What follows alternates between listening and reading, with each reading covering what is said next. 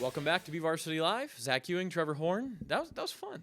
That was a lot of fun, and that's the thing is that's a conversation that needs to be had.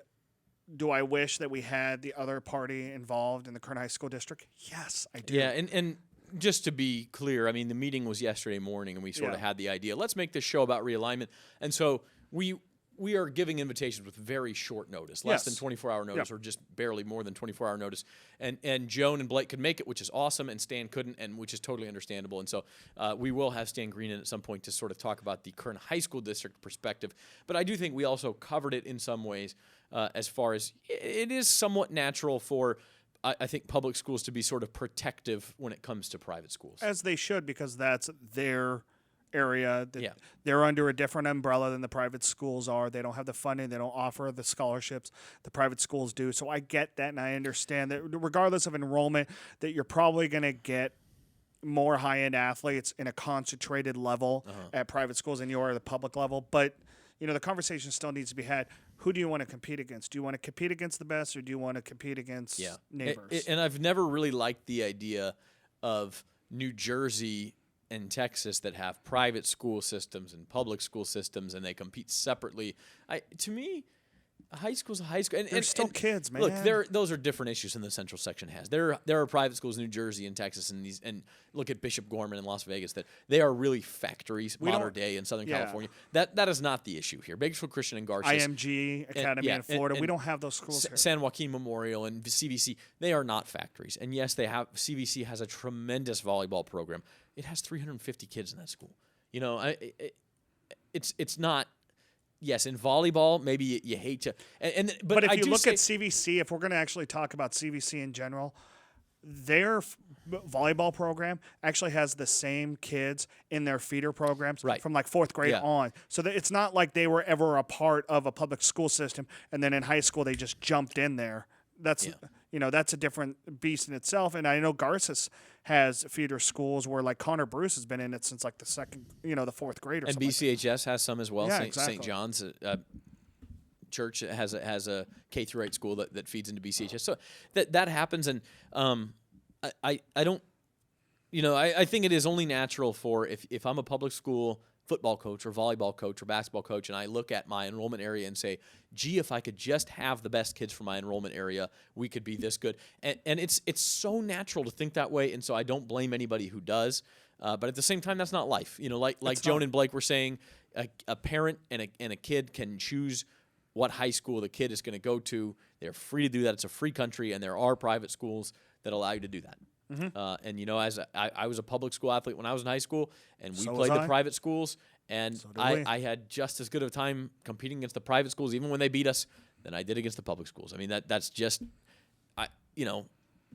life. That's how it is. And so that's sort of what I come down to. And I've said for years, and there may be a column coming on this at some point, what they ought to do.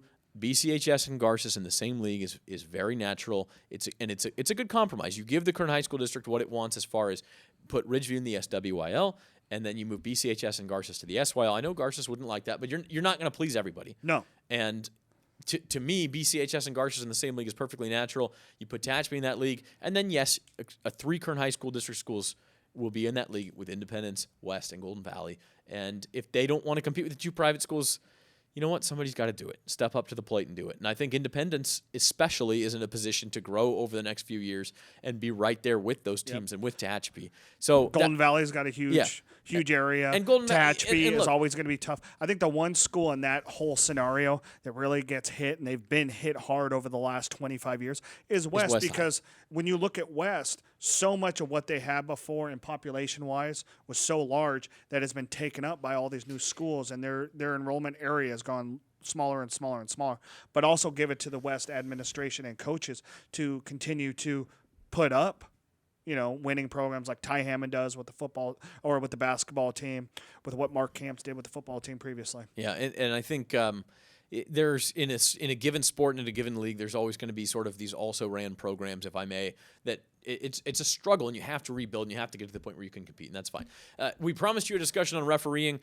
We had a mix-up with the guest, and it's not going to happen today, but we can talk about it briefly. About it before the football season's over. Yeah, and we can talk about it briefly here. And I think, Trevor, you've just sort of had the bad luck of being at games where it seems like, and I'm not even going to say that they've had bad calls. They've just had a lot of them. And we are not skilled, trained football officials. No. We can't look at every play, especially live, and say that was a good call or that was a bad call definitively.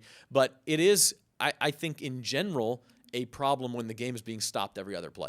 Whether it's a problem with the referees or the players or the coaches or whoever it is, it's a problem. But we need to have an open discussion about it too, because we need to figure out what's going on here. Because if it does come down to the Officials Association not having enough quality officials out on Friday nights, then we need to have that discussion about, are there other people out there? Because my biggest thing is that if you have a problem with what somebody else is doing in the public eye, go try it out for yourself, or understand where your comments are coming from and being educated. And sometimes I get a little heated in the moment. Weird, right? But but here's the thing, that there are moments, and my biggest thing is a holding call on 4 consecutive plays at a high school level is just too much. You need to stop the play. You need to tell the kids, listen, you got to stop doing this, or go talk to the coaches. Don't just stop pulling the flag, because that's not teaching anybody. That's just making the situation worse. Or maybe just more of a conversation with referees and coaches beforehand. Say, listen, this is what we're going to go after tonight. You need to tell your players to really be understanding of what they cannot do tonight. Yeah, and I mean, okay, 2 points that I know if Nick Ellis were here that he would make. And one is, like you said, we just need more officials. There has to be a bigger pool of officials to draw from. The Kern County's Officials Association, which encompasses all of Kern County, as you might guess, 1 million people in this county, more than 1 million people in this county, is at embarrassingly low levels. There are not enough officials, and that's not just football. That's every sport across the board. And guess what? Because it's a thankless job. Yeah. That'll be my second point. But when you have a smaller pool of officials to draw from, just like anything else, if I had a smaller pool of reporters to draw from, I would end up with a worse reporter. If I have a larger pool, I might be able to get somebody better than Trevor. I'm just kidding.